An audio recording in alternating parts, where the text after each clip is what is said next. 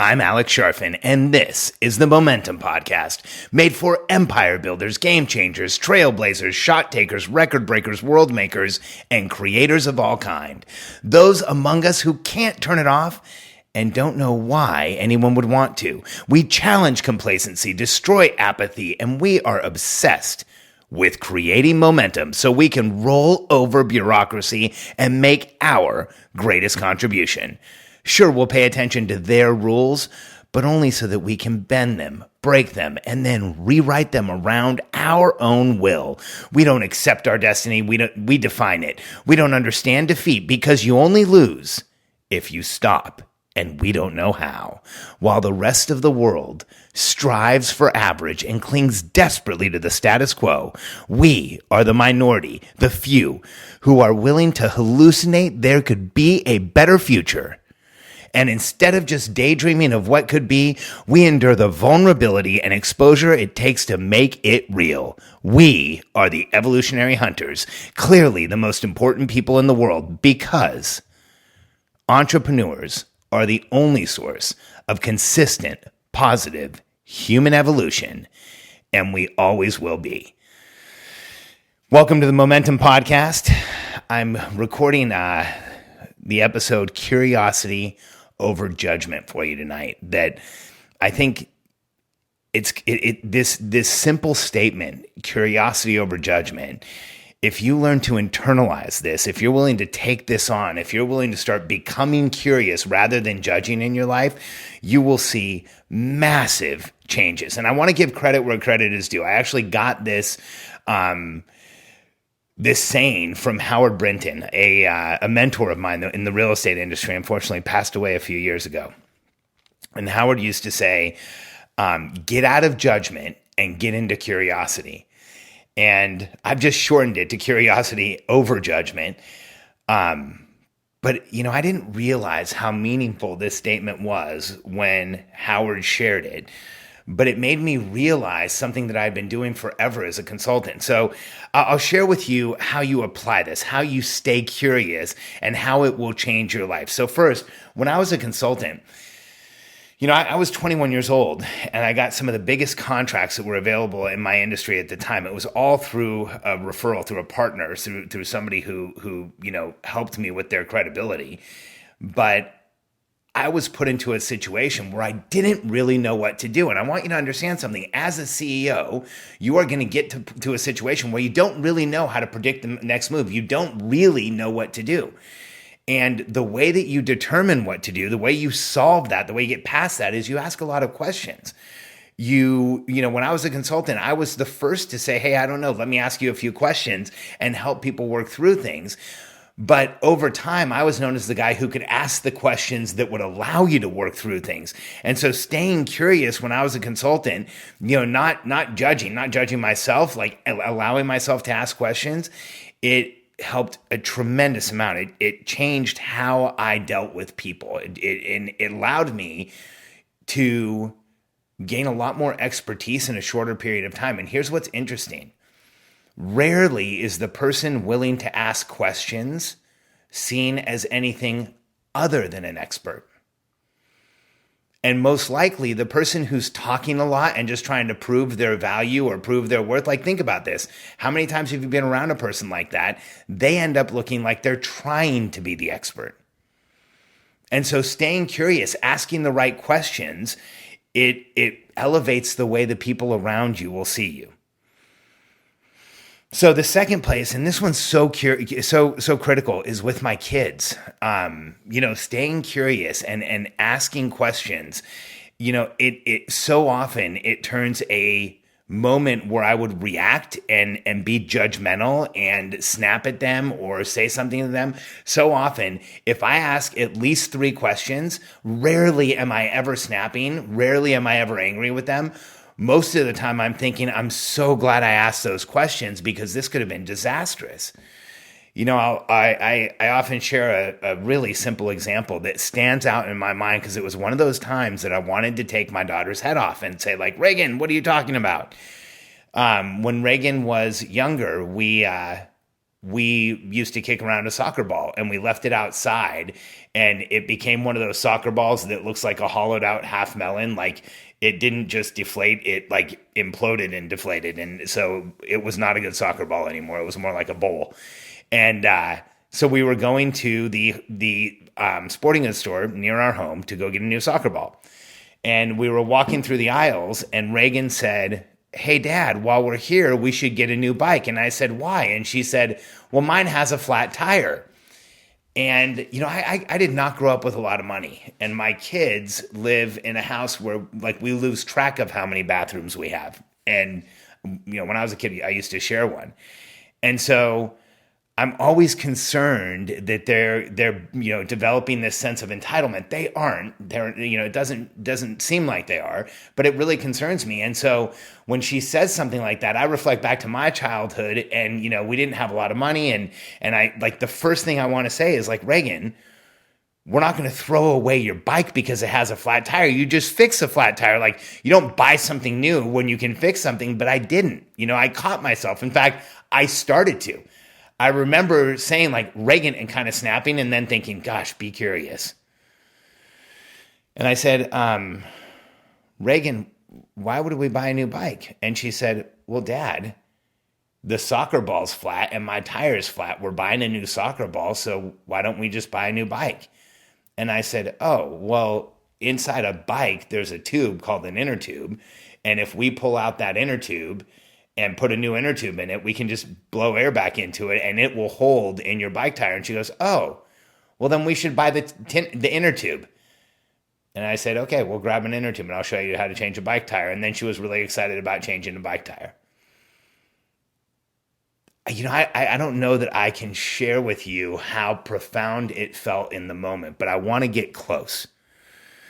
Because here was this like stark realization that I had, like such a almost like cold water in the face realization, was that in that interaction, I was able to coach my kid, explain something to her that she understood at a very deep level, and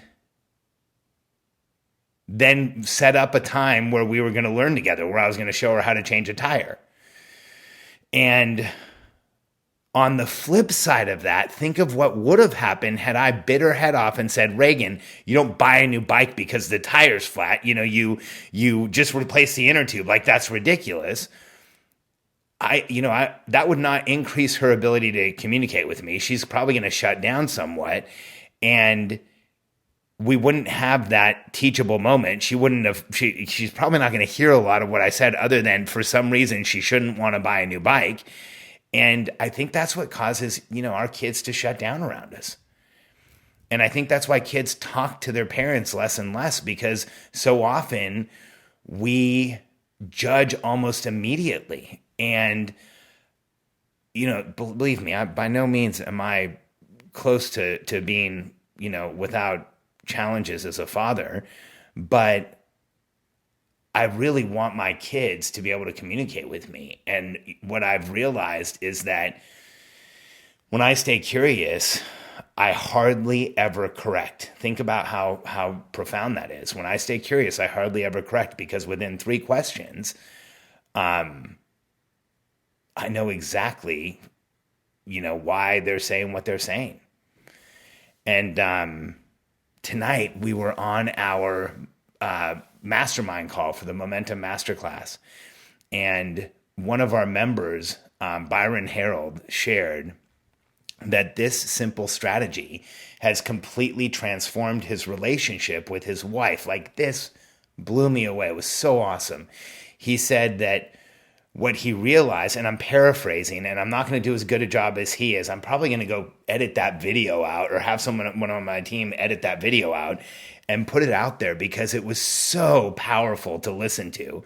When he said that as soon as he became curious instead of judging, he saw things from his wife's perspective. And he said, he was doing the thing that we all know what's going on. You're in a relationship where it becomes more about winning the fight than being in the relationship. And that's where challenges come from. That's where divorces come from. That's where that whole, we just grew apart comes from, when you're not, you're looking to win instead of be spouses, like have a relationship. Like as soon as it switches into winning, you're in a dark place. And when you start asking questions, it changes things because, and here's what Byron said. I'm going to paraphrase again from him. He said that, what was happening before is his wife would say something or react to him in an elevated tone, maybe in a strong tone, maybe in a way that seems like she's reacting in an angry way. And what he would do is react as well and then up the ante. And what happens is then it becomes a competition. Then everybody's yelling at each other and then there's no connection and you're upset for a couple of days. And as Byron was saying that, it was amazing to listen to him. It was like an out-of-body experience almost for me because here's one of my clients on, like, I don't even know where he is, and we don't know each other, but he's telling my exact story because we've all been there. We've all been there where you get into that escalating conversation and then you're like upset for a couple of days and it takes forever for the chemicals to get right in your body and you don't sleep well and like none of us wants to be there. So when what he communicated was that when he started asking questions in those moments, that he's now created this deep level of connection with his wife.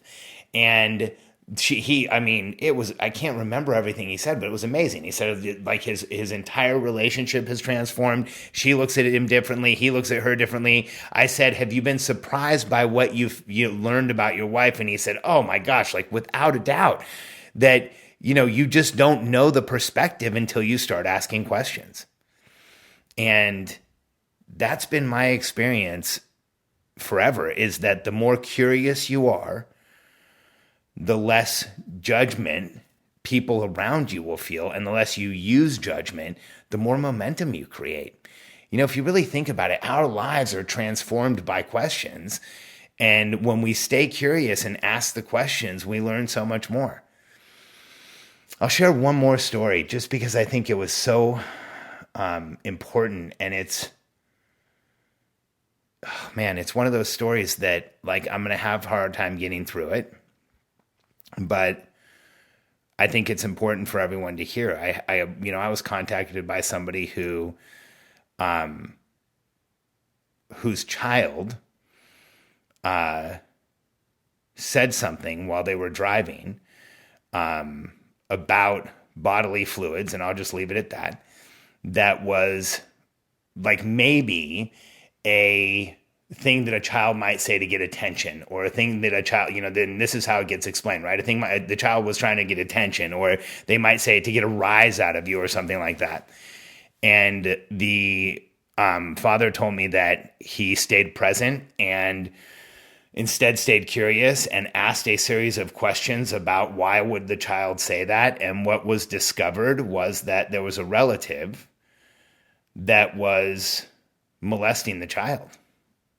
And I don't know how he possibly did it, but he explained to me that he was able to stay calm and curious enough to just keep asking his son questions and let him tell him what had happened and not ever like get into a reactive place. And then he was able to get home and do something about it. Man, what a transformative outcome that situation has, because here's a father who was willing to breathe and was willing to stay present and was willing to hear his son and ask questions and not ever react in a way where his son felt like he did something wrong, and not ever react in a way where his son remembered that moment or that time negatively, like his father overreacting, because he stayed curious and he was able to, and I think most importantly, he was able to understand what was really happening with his kid. And when you stay curious, it's amazing how much of the world you realize you've been missing. When I finally figured this out, when Howard first said it, back when I first heard it, I was like, oh, okay, yeah, stay curious. I've asked questions my whole life. But then as I heard him talk about it more often, and as he started mentoring me and coaching me, and he would say, like, it's not just a saying. You really stay curious, stay in the moment, and ask questions, and you'll see things transform. And the more I did it, the more it actually happened. And, I can share in Byron's story. Cadey and I have had times in our lives where we had those days where you couldn't talk to each other, and we had the escalating conversations that just got out of control. And, it creates a tremendous amount of doubt and a tremendous amount of pain in your relationship. And when you can switch that to asking questions and understanding what's going on, you get to a place where you can solve and you can change things and you can make things stronger rather than challenging them and challenging your foundation. Because I said this in the mastermind call today.